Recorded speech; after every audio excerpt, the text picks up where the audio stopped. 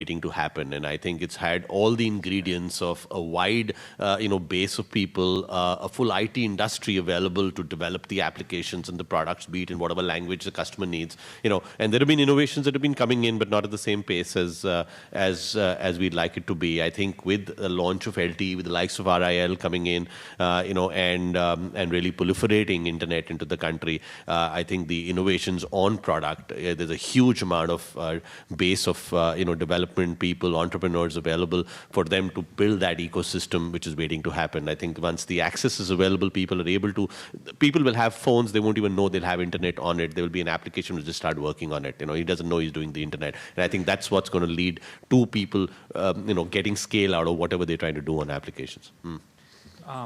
Could you guys comment upon wage inflation and how that is hurting our national effectiveness? And number two, do you think wage inflation? Wage inflation. Okay. Do you think wage inflation in the IT services will force us to innovate in the products, move up the value chain, and innovate in the product sector? And as a follow-on question, could you comment on how the competition is evolving? Philippines, China, or Vietnam, are they at a point where they can really challenge our position in the world market for outsourcing specifically?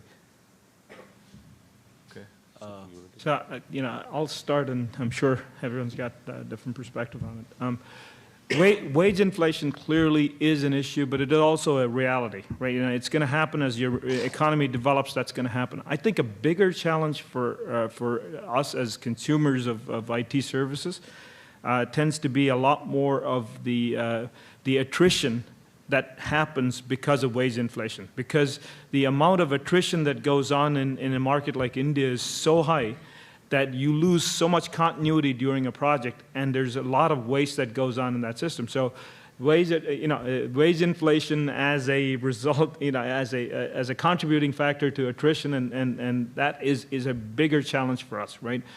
And that's one thing that can actually hurt the Indian marketplace, because there's in some of these other developing economies, even though they don't have the scale, the Philippines and others don't have the scale to compete with India.